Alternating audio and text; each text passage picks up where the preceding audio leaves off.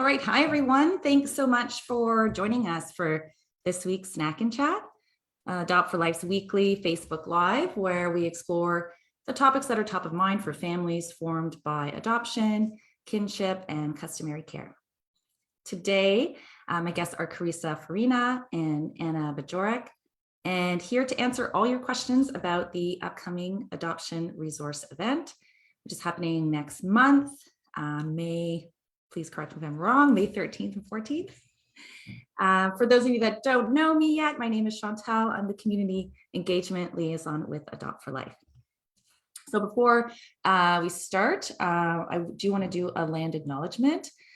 Even though we meet in a virtual platform, it's still important to acknowledge the lands to which we each call home. For myself, I reside on unceded Algonquin Anishinaabe territory. We like to do these land acknowledgements as a way to reaffirm our commitment and responsibility in improving relationships between nations, and as a first step towards improving our own understanding of local Indigenous peoples and their cultures. So I hope you'll take a moment and join me in a moment of reflection to acknowledge the harms and mistakes of the past and to consider how we are and can each in our own way action forward in a spirit of reconciliation and collaboration.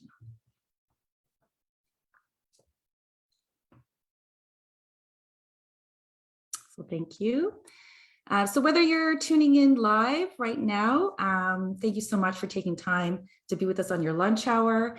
And maybe you're watching this story on replay later on. Either way, happy for you to be joining us. Feel free to ask your questions or just add your comments in the chat if you have something to add. I just will take a moment to remind you that since we're on our public Facebook page, so whatever you're putting in the comments is going to be available to the public. So you just want to be mindful of the information that you're including. So just keep that in mind. We'd love to hear from you as always. So we hope you find this discussion informative and you learn a bit more about what to expect from the ARE.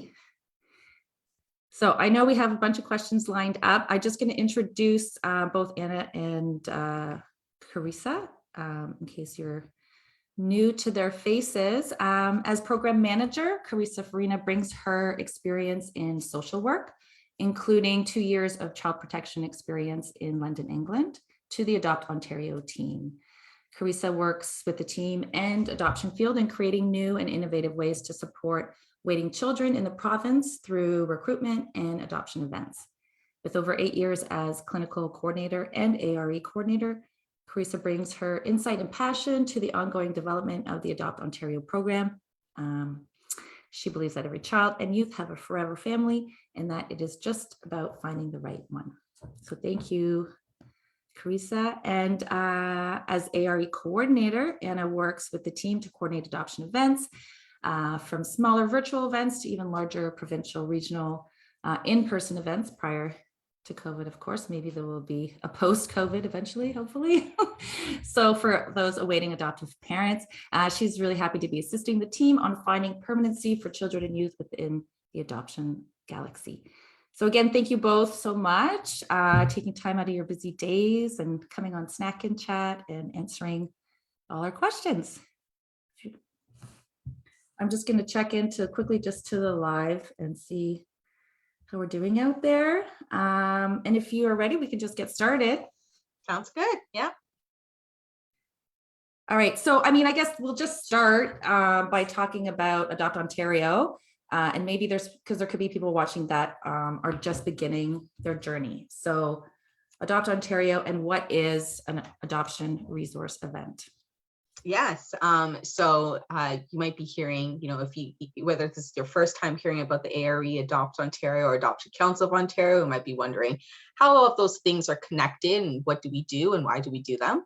So AdoptOntario is a program of the Adoption Council of Ontario. So there's like an umbrella and there's a number of programs under the Adoption Council of Ontario, as which AdoptOntario is one of them. So specifically in our program is we assist in making connections between prospective adoptive parents and waiting children and youth across the province who are currently in care. So extended society care is a term that you might hear quite often. And one of the ways in which we do this and help to support make these connections is through the adoption resource events. So we often refer to them as the ARE.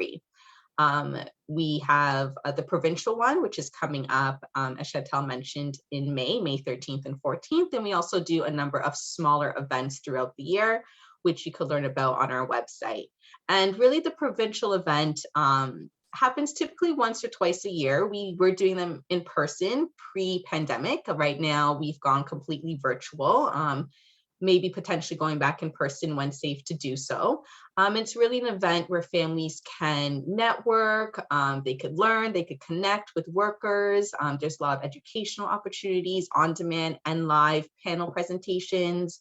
You could learn a lot about children and youth in need of adoptive families and are able to connect directly with Children's Aid Society workers across the province. So really it's the AREs are learning, educational, networking events where anyone in the province can attend. Perfect. Thank you. You already answered the first question. Someone just asked if it's happening in person this year. So unfortunately, no.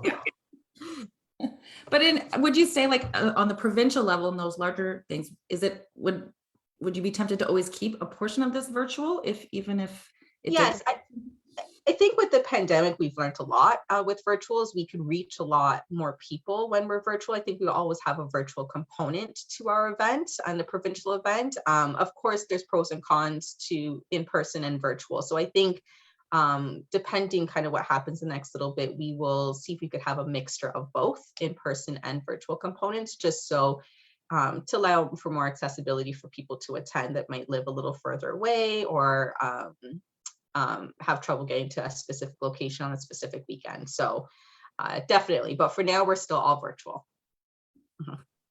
Yeah, thanks. I think we've heard that feedback from a number of organizations of just the accessibility, although like it's that sort of silver lining that the pandemic created, just be able Right, to yeah. more people and yeah. Okay, next question. If a person is an awaiting parent but not adopt ready yet, should they still attend the ARE? Yes, so most definitely. As I mentioned just previously, the ARE is a great opportunity to learn, right? So there's a lot of education that's offered where you could ask questions, even if you're just thinking about adoption for the first time, where you could, connect with a lot of great resources and supports that are going to support you along your adoption journey from the very beginning. So I think even if you're not adopt ready, if you haven't completed your home study and pride training yet, I would use the ARE as like an educational opportunity to do that learning and to do that networking, as well as to learn a little bit more about the children and youth that are being presented in needs of adoptive homes and permanency, and kind of what some of their needs are, and to kind of help start the discussions about what this journey might look like for you and where you're comfortable. So regardless of where you are on your journey, whether you're at the beginning, whether it's been a couple years, I think the ARE offers kind of many different components to it where you could get a lot of education and networking from attending. So I definitely encourage you to attend no matter where you are in your journey. Amazing, thank you. So for anybody that's just tuning in, we're talking with Adopt Ontario about the ARE. Even if you're already parenting your children, but you have attended an ARE in the past, please feel free to add your experience to help those that are waiting parents to get more out of the ARE, what suggestions you might have. So my next question is advice that you would give to adopt ready parents who are planning to attend the first time. Is there sort of like, I'm sure there's a level of overwhelm or like what's going to happen. So yes, advice you can share to sort of help them get an idea of what to expect. Yeah, I remember when I first started working with Adoption Council of Ontario and I attended my first ARE, and it was, I would say, an emotional roller coaster, especially in person. I would say that you would feel a lot of those same feelings even when it is virtual. So if there is any advice, I would say take your time. right? You do have access to all of the information on that virtual platform for a period of time up until the end of May. So there is no rush to kind of go through everything right away. Take pauses, have support people around, whether it be a partner or a friend. You don't have to, the great thing about virtual is it's not just, a couple hours in one day. You can, if you're finding that you're overwhelmed, take a pause, come back to it later. Your first ARE can be emotional, as you're going to be learning a lot about the experience of children and youth who have all experienced loss and trauma. So as you're hearing from the panels and you're hearing from those educational components and you're learning about the stories of children, I would say, you know yourself best, do what's best for you. One thing I would say is after the event, do something that you enjoy, go to a movie. We could do that now, grab a coffee, try and, take a breath and process the day. I would definitely recommend the support person, as I said, that you could debrief with, talk to. You could always connect with Adopt for Life or the Adoption Council of Ontario after as well. Another great part of the AREs, there's going to be a resource village for those of you, if this is your first ARE that you're attending. And what that resource village is there will be members from Adopt for Life and from the ACO there, from the various programs. If you have any questions throughout the event, if you're hearing about a profile, you're not sure what questions to ask a worker, reach out to those representatives. Ask them the questions, they could help you kind of navigate that before you go and speak to the worker. Or if there's anything that you want to process after hearing one of the panel presentations, again, on the Saturday, that resource village will be available to be a support to you on the day of as well. Okay, that's perfect. Yeah, because I was just going to ask about that, the resource village, because I was sort of scanning through, I didn't see it there. So it's just on the Saturday. Yeah. Okay. It's just on a Saturday. And one thing I should also mention, was actually a great kind of resource for people attending the first time, is on May 2nd, we are going to have a live Q&A called Are We Ready webinar, where you could register and attend to ask any questions. We'll kind of be going over things like what questions to ask, how to prepare a family profile, things like that. So before the event, if you have any questions, that's a great, that's on May 2nd, I believe. Anna, correct me if I'm wrong. I think it's at 7 p.m. And you could attend that and feel free to ask any questions that you may have. Okay, I was just going to say, Karisa, yeah, it's from 7 to 8 on May the 2nd, and it's just strictly question and answer period. Just a wonderful opportunity to kind of get your feet wet into the ARE and know what to expect for this large event. So yes, an excellent event. We highly suggest it, and yeah, I'll send out a link probably later on to everybody to join, hopefully. Okay, perfect. So people do have to register, and can they find that on the ACO website? I believe it is on the ACO website. If not, we'll have Anna send, Chantel, she can send you the link. Okay, yes. So send me the link and then I can just post it in the chat later. And then Perfect. so people can just find the direct link there. Awesome. Okay, good. I'm glad we stumbled upon that. Okay, so for those that are new on their adoption journey, I'm not sure if you mentioned it in one of your answers, but there's a term that they're going to have to know. It's called an expression of interest. So maybe you could explain what that is and what's involved. Yes, so we use a lot of acronyms at Adopt Ontario, so I'm going to try my best to explain any acronyms I use, but EOI, also known as the expression of interest, is one of them. And you'll hear the term EOI used a lot throughout the ARE. So to explain kind of in short what that is an expression of interest form. So it's a form that you complete to let a worker know that you're interested in learning more about a child, youth, or sibling group that you've learned about from the ARE. It's not an application for adoption. It's more of an introduction into who you are and your openness to supporting this child or youth or sibling group's particular day-to-day needs. We do get questions for those who have completed their home study. Well, how is this EOI form different than what's on our home study? And really what it is, it's an introduction of you to the worker. So the questions on there are very specific to the child that you're expressing interest in. So it's not general.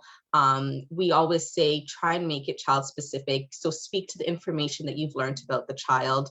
You do have the option of submitting this expression of interest form before the event, but I would recommend take the opportunity to learn, to hear the presentations from the workers and ask the questions about the children to the workers first before submitting that expression of interest form, so you can make it as full as possible. For those of you who have completed your home study and pride training, you will have access to the online platform of the profiles, pictures, and videos of children as of May 2nd, where you could fill out those forms directly from that online platform. For those of you who have not yet completed your home study or pride training, do not worry, as you can still fill out those expression of interest forms. You would do that directly through the Adopt Ontario website, and you would click on the connecting with families and then click on expression of interest. So it's right there, and it's the same form that you fill out, and you will still have access to the worker presentations of the children as of May 10th. That is available for you to see. So even before the live event on the 13th, you could still look at, hear the presentations that are pre-recorded from the workers. So you'll be able to learn more about the kids and the presentations that they have done on the children. So I'm not sure if there's anything else. I think the biggest kind of takeaway for the expression of interest is take your time with it. Like I would say is it's okay to write a lot. It's okay to, I always say write it on a Word document, and then you could put it into the document after. Again, don't feel like you have to rush. You could fill out those expressions of interest anywhere from May 2nd to May 30th. Right? So there is no rush to fill it out. Workers are going to be looking through them for like goodness of fit for children. So don't rush to feel like you have to be the first one to submit them. Okay, that's a really good point. Don't rush and just take your time. Yeah. Just take your time. Yeah. Okay, so for those, if you're just happy to tune in now, we're on with Karisa, Farinha, and Anna Bajorek from Adopt Ontario. We're talking about the ARE, Adoption Resource Event that's happening next month, and any questions that you have about the upcoming event. We just heard Karisa talk about an expression of interest, EOIs, and what they are. So if you have any follow-up questions about that, feel free to put them in the chat. We're happy to pass them on and answer your questions. And so while we're waiting to see if anybody has any questions about that, I have a follow-up question. So if someone does then put in their form or their EOI, and so it's been made, what happens after that? How long does it take to hear back? And do they still hear back, do they hear back either way? So this is a very common question, and it's often the hardest part in the process, the waiting part for families. So workers have, we have advised workers to try and let families know within 60 days. However, every agency is different, and there's a lot of factors that kind of come into consideration when it comes to being able to respond to every families. Like, for example, it depends on the amount of responses that they get for a child. It depends on kind of what the matching considerations are. So some workers are able to respond to every family who have expressed interest, and some are not. Every situation is unique, and I know that is difficult because you're waiting and you put a lot into, submitting that expression of interest form. So what I would recommend is definitely stay connected to your adoption worker if you have one. Typically, they are the first point of contact for the adoption worker for the child. They would be contacting your adoption worker. So I would say let your adoption worker know of any children you have put expression of interest in, so they could have some information about the child as well if they are contacted. So keep in contact with your adoption worker. Sometimes you might not hear back, and if it's been more than 60 days, it could be that the worker has shortlisted another family. It doesn't mean that you're not, a skilled applicant. It just might mean that a family might have met those specific matching considerations for that child. So if you haven't heard anything, I know it could be difficult. And if it's been over those 6 days and your worker hasn't heard anything, you could always contact a clinical coordinator at Adopt Ontario as well. We may not have the answers, but we may know if a child has been placed or is pending placement. So we could potentially share that information with you. But I would say usually give it around that 60 days, but it's not an absolute. It doesn't mean you'll definitely hear back either way. Another thing that you can ask, and I would encourage you to do, is when you are speaking to workers at the event, ask them, what their process is. Ask them, do you respond to every family that puts an interest, or do you only respond to families who you are considering further? That way, that helps you a little bit to kind of know what to anticipate. If a worker says, no, we typically just, respond to families who we're considering, well, then you know. And if you have a worker say we respond to every family, then you know from that worker, you should be hearing a response either way. So don't be afraid to ask questions. Yeah. I think that's a great takeaway. Don't be afraid to ask questions, because that's what they're there to help you, right? Mhm. I'm just gonna tune in, because there's we're getting a lot of people chiming in. It's a popular topic. And just going back to the waiting, that someone just said that the waiting period can seem, even that 60 days can seem like an eternity. So Yes. reach out. I mean, at Adopt for Life especially, is that peer-to-peer support. So if you're in the waiting group, find those that are, you can find comfort in those that are experiencing the same journey as you.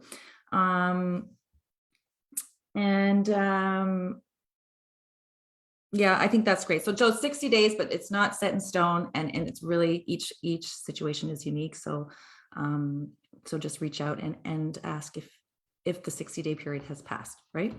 Yeah, so connect with your worker if it's, if they've heard anything, if it's been over the 60 days. Like you said, you could connect. You could connect with Adopt Ontario, and again, ask the worker at the event. A lot of times it could be, if one particular worker is, for example, presenting 10 children, and for each of those kids they've gotten over 15 responses. Well, it would take time for them to go through those. So in some cases, it could be more than 60 days, right? But ask the questions up front.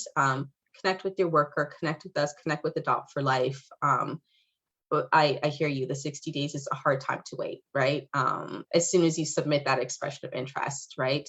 And so, again, do your best to kind of have that support network, I would say, as you're waiting. And if you don't hear a response, then do what feels good to you to still feel good about your adoption journey, because that can be hard for sure. Mm-hmm. Okay, great. We have a question that came in from the community. And so this person asked, should I take a profile of my family to distribute to caseworkers? And if yes, what should I include in my profile? We get this question a lot about profiles. And if you can attend the Are We Ready webinar, that is something that we talk about, things to put in your profile, how to create a family profile. So feel free to register for that. And you can always contact a clinical coordinator as well if you want some tips on that. I would say for in-person events, definitely 100% easier to bring a profile, attach that to your expression of interest form. If you've signed up for Adopt Ontario, you could always download your e-profile on Adopt Ontario. So that's automatically generated. There is a button once you log in that says download e-profile, and it creates a little one-pager for you. For virtual events, it's a little harder to kind of send your profiles. I would definitely have one prepared. So if a worker contacts you, or you get a worker's contact information and they're open to accepting them, then you have it ready to send.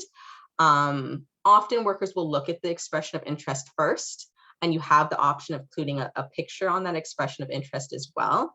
I think if you include a picture, it always helps workers remember who you are. It's, of course, your own comfort level if you're comfortable doing that, but it does help a worker remember who you are. Keeping it short is good, and make it impactful is something I always say. So you want to highlight your strengths, your openness to various needs and age ranges, and really highlight what makes you you, right? So just, if you were going to do a one-pager about what makes you you, kind of the things that you're open to, if you're comfortable including a picture, keeping a nice little one-pager that really makes you pop is what I would recommend putting in your e-profile. If you've completed your home study and pride training, I would say letting a worker know in your profile that you've completed those pieces. If you're on the Adopt Ontario data bank, including your case ID, so any kind of additional information that you might have available. Some people create websites. You could put a link to your website on there. So things like that. But for the e-profile or your one-pager profile, would keep that short, and then always direct workers to additional information if you have that. Awesome. Those are great tips. So if you're following along, just tips on what to put in your profile. If you want if you have more questions or you want more tips, then there's going to be a webinar on May 2nd. Link is in the chat already. Thank you to Cindy, who's our regional parent liaison in the Northern region. She's already added the link in there. So ready to go. If you guys want to join and get all your questions answered before the ARE, ones that aren't answered today.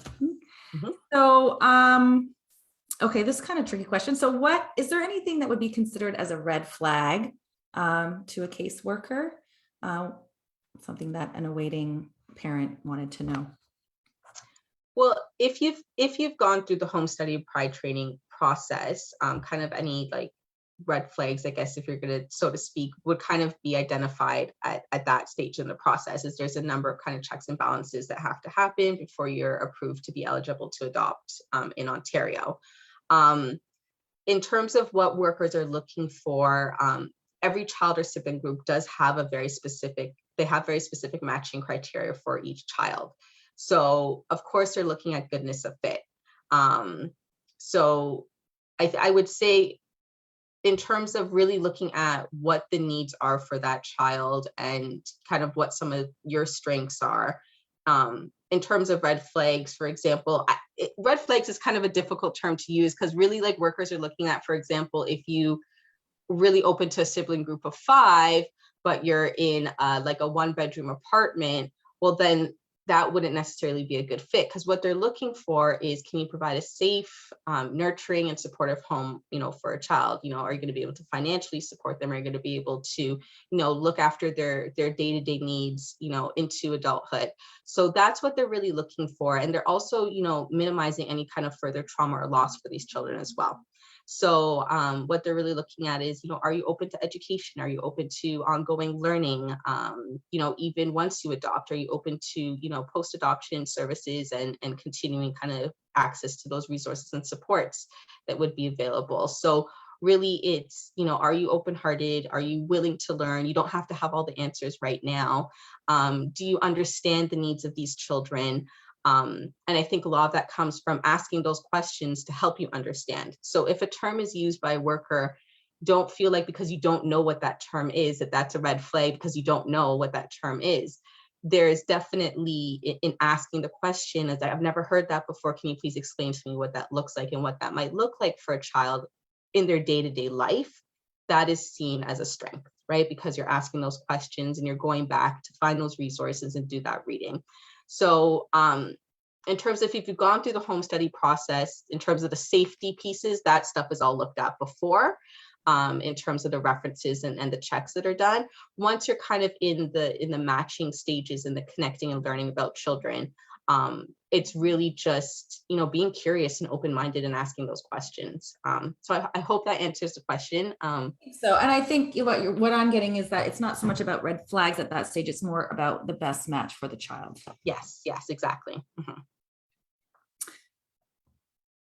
Okay, so is there any homework or research as we talk about education that parents should be doing that would help them be even more prepared before attending the ARE? Or is it really just attending, going to the resource village and kind of just going through attending as you say, the panels and the events to learn more?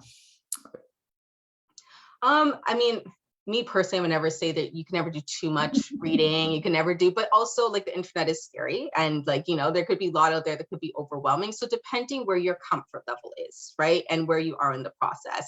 If you're brand new to learning about adoption, I would definitely say start with, we just launched our centralized adoption intake website. There's a lot of great information on there. You can access that through the Adoption Council of Ontario website, just a lot of information about growing into your role as a parent, learning about the children, what the process is. If you're a little further along and you are adopt ready, you have access to the online platform. I would definitely say start there and reading the profiles of the children before the event to try and get a sense of some questions you might want to ask.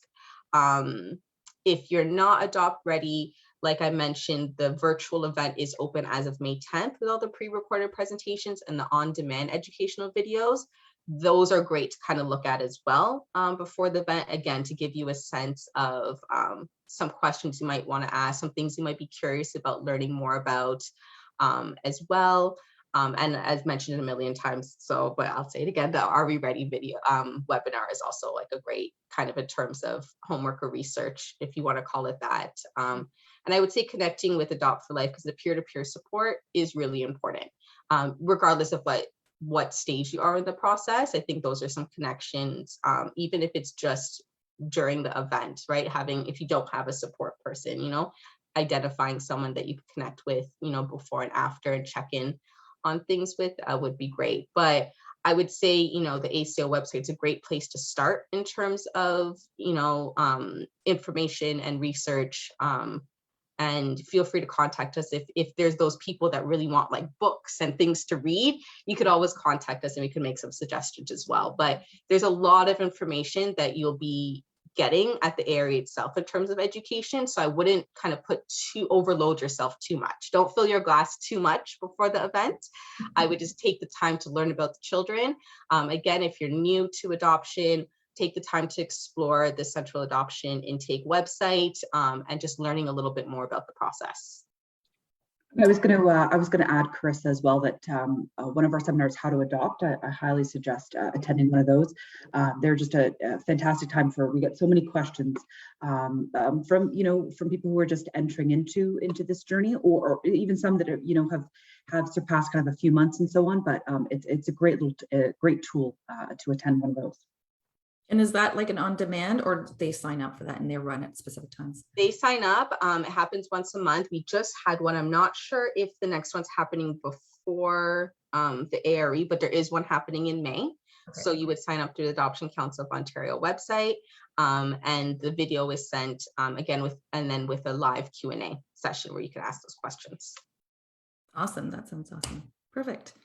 So we've heard, and we kind of mentioned at the beginning, and we've been getting some comments trickling in throughout the live as well about attending an ARE and how it can be a very emotional experience.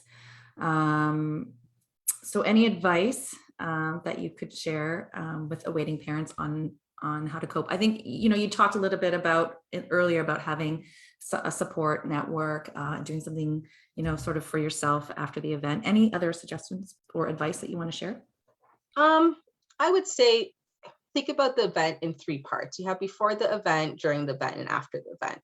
So in each of those kind of parts of the ARE, if I would call it, you're going to be feeling different things. And, the anticipation before you go to the event, if this is your first ARE, some of the nerves during, and then of course the waiting after.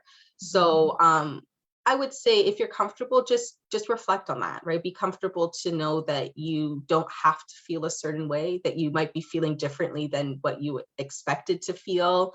If you're comfortable talking that out with somebody to kind of process it, then do that.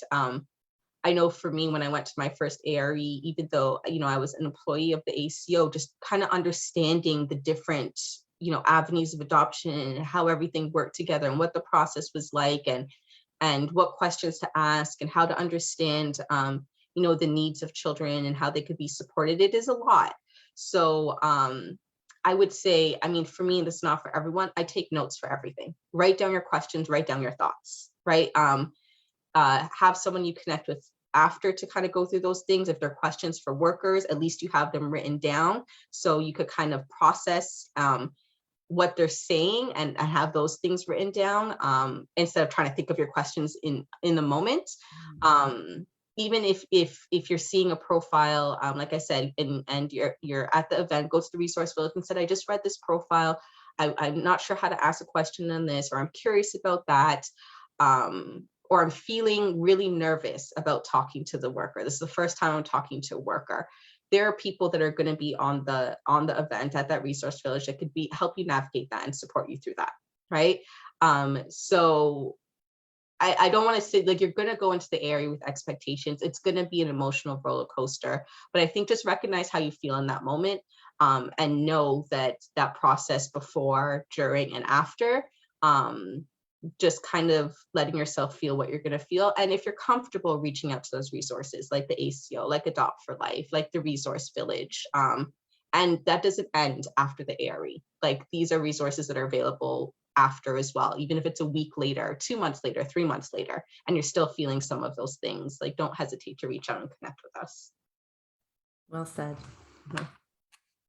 Mhm. So we talked a little bit earlier about like the matching and those adoption workers that are focusing on the right fit for the child. So maybe would you be able to share some tips for awaiting parents to know for themselves, like how to recognize for themselves if a child is a right fit for their family? Yes. So one tip I would say is when you're looking at profiles, they often start with the personality of the child, which is very important. But if you want to know, right off the bat, am I potentially going to be considered for this child? Start at the bottom of the profile where it has the openness considerations and the matching considerations. So you can start from the bottom up. Is one kind of thing I would say do, because oftentimes people are like, well, I don't like to read the profile, and then then I get to the bottom to find out that I don't meet the matching criteria. So I would say start at the bottom up, look at the openness, which is, a consideration for majority of the children now who are being considered for adoption, and look at the matching considerations. That will help give you a general sense of what the child, youth, or sibling group needs in a family and some things for you to consider. And then again, don't be afraid to ask those questions. So like questions around openness, what does that look like? Frequency, relationships, questions around transition planning. So what is that going to look like around transition? Questions on day-to-day needs, of course. We'd like to say, at AdoptOntario, everything falls on a spectrum. Some of these children may have diagnoses, but what one diagnosis presents for one child might look very different for another child. So asking, what does this look like for, like day-to-day for a child? And curiosity about personalities, right? Is this a child or sibling group? Do they love the outdoors? Do they more like to stay at home? Are they children that need a lot of structure and routine? Just to kind of get a sense of what that would look like for in your day-to-day life and how that might change, because it will, once you do adopt. So just think about where your comfort level is, to kind of help guide in some of those questions that you might ask. And like I said, as you're reading the profiles, take those notes, write those questions down. Even if you're like, oh, I don't know if this is an okay question to ask, any question is fine to ask.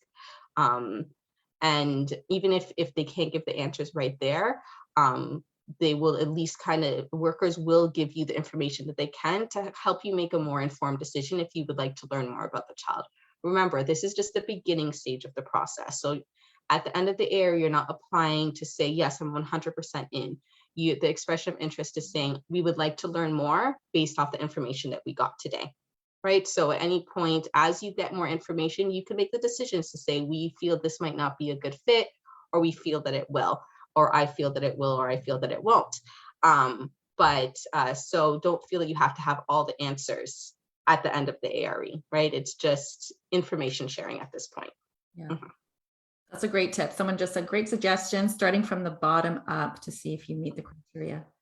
They add that their gut feeling also had a lot to do with it, but the questions were so important to really understand the children and know if it would be a good fit or not. So like Karisa said, ask your questions, ask all the questions and keep asking, right? Yep.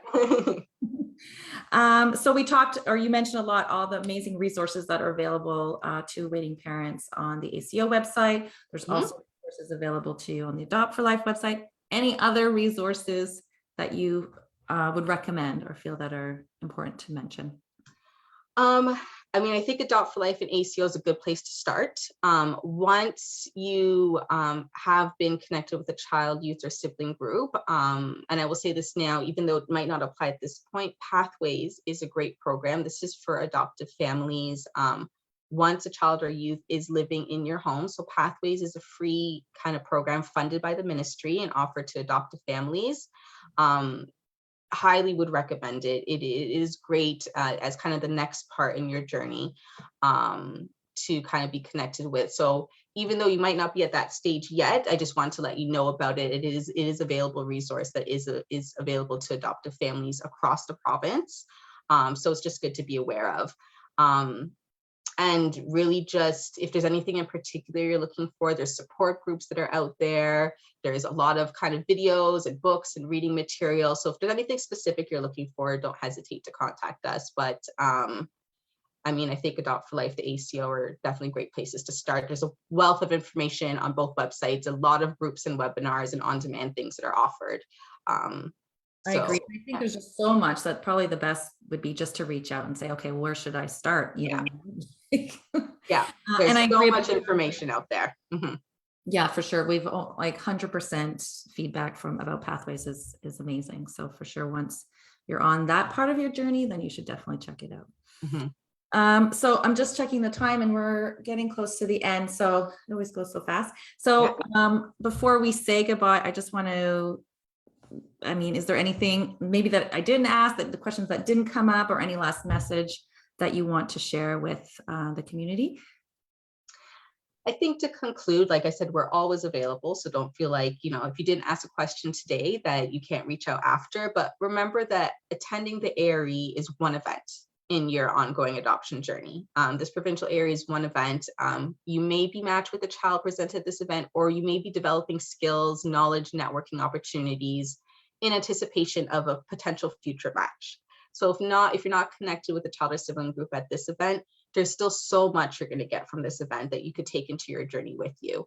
So you're going to learn a lot about, you know, the children and youth, and a lot of things to consider and reflect on, like your strengths, and thinking about areas where you would want to learn more that might be of interest to you. So I would say it's sometimes helpful, and this was said by someone on our team, to keep a notebook and keep track and write down, what do I know about adoption after this event that I didn't know before? And what do I know about myself that I didn't know before? So thinking about those two things, and, you know, write them down, and because it's part of your journey. Once you go to this event, you're going to be at a different stage in your journey that you were, you know, before. So this is going to help you over time be aware of you, your family, your strengths, identify areas where you may not be as comfortable, but where you like to fill gaps, learn more, maybe do further research and education at that point. It's also going to help demonstrate your personal growth as well, and your openness to learning and your openness to knowing more that you could share with workers when being considered for a potential child. Like when I went to my first ARE, I was at this point.